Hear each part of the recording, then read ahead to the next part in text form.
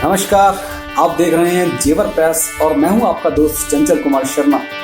अपने क्षेत्र की ताजा तरीन खबरों के लिए देखते रहिए जेवर प्रेस। पूर्व प्रधानमंत्री चौधरी चरण सिंह का जन्म दिवस आज किसान दिवस के रूप में मनाया जा रहा है। गांव चौरौली में बहुजन समाज पार्टी के जो प्रत्याशी हैं, आज नरेंद्र सिंह जी हैं हमारे साथ। डाडा जी, सबसे पहले आपसे जानना चाहूँगा कि आज कृषि दिवस के मौके पर आप यहाँ हैं, क्या कार्यक्रम रहा? देखिए, आज जो है राष्ट्रीय किसान दिवस था, जो हमारे किसानों के मसीहा रहे और पूर्व में इस देश के प्रधानमंत्री रहे और कई बड़े बड़े मुख्यमंत्री रहे हमारे प्रदेश के, जो ज़मीन से और जिन्होंने किसानों का दर्द समझा, उस किसानों के मसीहा चौधरी चरण सिंह जी का आज की जयंती थी। और उस जयंती पे हम आए वहाँ पे और लोगों के बीच में हमने उनके बताया कि इन्होंने किसानों को एक नई दशा और दिशा देने का काम किया था। आज जो मौजूदा सरकारें हैं और जो मौजूदा प्रधानमंत्री हों या यहाँ के जो स्थानीय नेता रहे, उनको जो चौधरी चरण सिंह जी थे, उन्होंने उनके बताए हुए रास्ते पर हमें चलना चाहिए और उनसे हमें प्रेरणा लेनी चाहिए। वो किसान परिवार से थे और उनका जो परिवार का 1857 में जो क्रांति हुई थी, उसमें एक राजा नाहर सिंह जी रहे थे, उनके परिवार से वो ताल्लुकात रखते थे।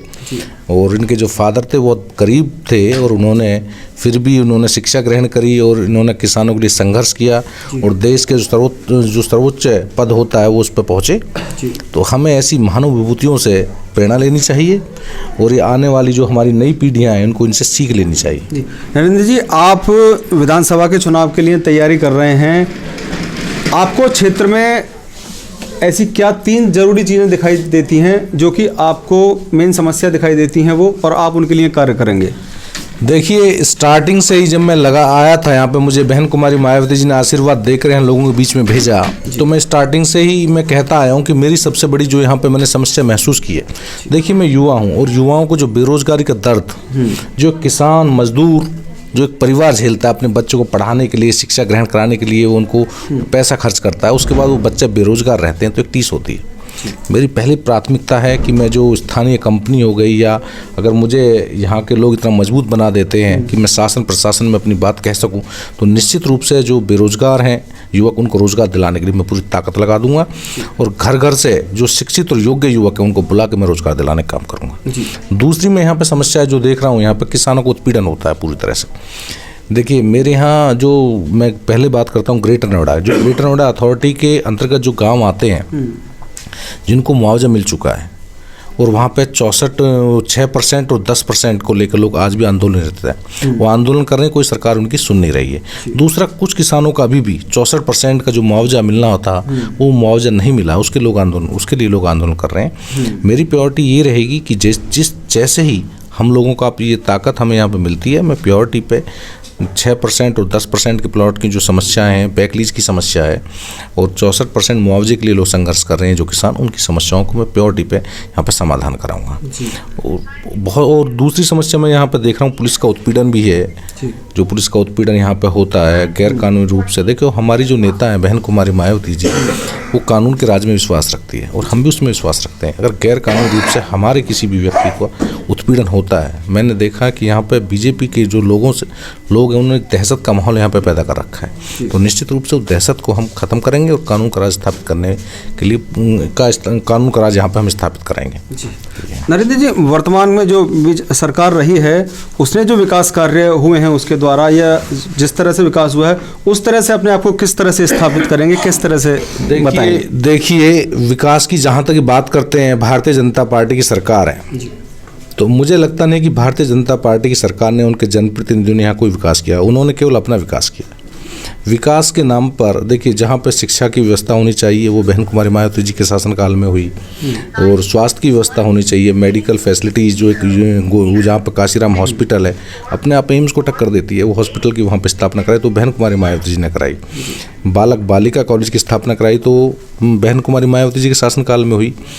तो मुआवजा जो बढ़ा तो निश्चित रूप से वो बहन कुमारी मायावती जी के शासनकाल में हुआ था। भारतीय जनता पार्टी के लोगों ने कोई नया काम नहीं किया। एक जेवर एयरपोर्ट का जो प्रोजेक्ट है, इसको लेके वाई लूटते हैं, तो निश्चित रूप से आप पता करिए कि ये योजना बहन कुमारी मायावती जी की थी, वो उसे लाना चाह रही थी, पर जो केंद्र में जो सरकारें बैठी हुई थी उन्होंने इसको लागू नहीं होने दिया। दूसरा शासन अगर हमें मिलता तो निश्चित रूप से यहाँ पे हम एयरपोर्ट की जो व्यवस्था कराएंगे बहन कुमारी मायावती निश्चित रूप से कराती। और देखिए जहाँ पे गौतम बुद्ध नगर जिले की स्थापना बहन कुमारी मायावती ने की, वहाँ के लोगों को अलग पहचान देने का काम किया। उनके जो ड्रीम प्रोजेक्ट था वो जेवर को भी एक अलग जिला बनाना चाह रही थी, उसके लिए वो कार्य उन्होंने स्टार्ट भी कर दिया था, पर दुर्भाग्यवश हमारी सरकार यहाँ से बदल गई। जेवर के लोग भी आज पूरी तरह विकसित होते, नोएडा ग्रेटर नोएडा की तर्ज पे यहाँ काम हो रहा होता, युवाओं को रोजगार मिल रहे होते। तो भारतीय जनता पार्टी के लोगों ने कोई काम नहीं किया, उन्होंने केवल गुमराह किया, हमें मजहब के नाम पर, धर्म के नाम पर गुमराह करके काम किया। उन्होंने कोई भी काम ऐसा नहीं है जो वो गिना सकते हैं, केवल मीठी मीठी बातें, बड़े बड़े भाषण के अलावा उन्होंने कोई काम नहीं किया। तो यदि अगर बसपा सरकार आती है और आप विधायक बनते हैं तो क्या जेवर को जिला बनाने की जो मुहिम है वो आगे बढ़ेगी? देखिए मैंने जो आपको स्टार्टिंग में बताया कि हमारी जो फर्स्ट प्रायोरिटी है, हम लोगों को रोजगार देने की हमने बात की। निश्चित रूप से हम रोजगार यहाँ पर दिलाने के लिए पूरा प्रयास करेंगे और दिलाएंगे। दूसरा हमने कहा जो किसानों की मांगे हैं, जिसके लिए किसान आंदोलन रहते हैं, जो आंदोलन कर रहे हैं, मेरे यहाँ कुछ किसान 6% और 10% को लेकर कर रहे हैं, 64% को लेकर आंदोलन कर रहे हैं, मैं उन समस्याओं का समाधान कराऊंगा। यहाँ किसानों को टाइम पे बिजली नहीं मिल रही है, खाद की व्यवस्था नहीं हो रही है, और पुलिस का उत्पीड़न है, बहुत सारी ऐसी समस्याएं हैं जो कि कुछ मैंने देखा है कई जगह की जो बिजली विभाग हैं, जो NPCL UPCL है, उनकी मनमानी रूप से वो बिजली के बिल भेजते हैं, जिससे वो लोग बहुत ज़्यादा परेशान हैं। तो इनकी तानाशाही मैं नहीं चलने दूंगा। और जहाँ तक ज़िले की बात है, देखिए ये हमारे पहले प्रोजेक्ट में था, हमारी एक योजना थी। देखिए जो यहाँ पे नए कानून जो कोर्ट की स्थापना होने का जो काम चला, अलग से यहाँ पर कोर्ट की स्थापना करी, वो बहन कुमारी मायावती शासनकाल में हुई थी। तो यहाँ पे जो नई निश्चित रूप से एक नया विकास करने के लिए हम पूरी ताकत करेंगे। हमारी जो नेता है वो कहने में विश्वास नहीं रखती है, वो करने में विश्वास रखती है, और वो निश्चित रूप से एक नया काम यहाँ पे हम लोग करके आएंगे। मैं जहाँ पे मेरी राशन डीलर्स से बात हुई है, यहाँ के स्थानीय निवासियों से मेरी बात होती है, जो वहाँ पे वो राशन वो दे रहे हैं, उस राशन में सामग्री जो होती है वो 60 रुपये की होती है, और जो उस पर छपाई है, जिस पे एडवर्टाइज की जाती है भारतीय जनता पार्टी के नेताओं की, उसमें 105 रुपये का खर्चा आता है। अरे आप एडवर्टाइज में विश्वास कर रहे हो, ये लोग विकास कर सकते हैं क्या? अपने आप को प्रमोट करने के लिए इन्होंने 105 रुपये खर्च किया। 105 में आप उन राशन बढ़ा के उन गरीबों को दे दिया होता तो उनका पेट पलता, उन लोगों को बढ़ा दिया होते। तो इन्होंने कोई काम नहीं किया है, ये केवल वोट की राजनीति है इनकी, और ये गुमराह लोगों कर रहे हैं, पर लोग अब पूरी तरह समझ चुके हैं। देखिए इन्होंने कोई तरीका नहीं छोड़ा है, मजहब के नाम पे, धर्म के नाम पे लोगों ने गुमराह किया, ये हर तरह से गुमराह करते हुए आए हैं। लोग पूरी तरह से वाकिफ हो चुके हैं। इन्होंने एक भाई को भाई से लड़ाने का काम किया, इन्होंने जात के नाम पर लोगों को लड़ाने का प्रयास किया। अब जनता इनके पास कोई मुद्दा बचा नहीं है, जनता इन्हें पूरी तरह समझ चुकी है। अब इनका सूपड़ा साफ करने के लिए जनता बिल्कुल तैयार है। 2022 में इनको पता भी नहीं चलेगा इतनी दूर चले जाएंगे। जैसे उस टाइम पे 15-20 साल तक इनको लोग याद भी नहीं करते थे, वो स्थिति उनकी होने वाली है। मैं आपको बता रहा हूँ, निश्चित रूप से नोट कर लेना।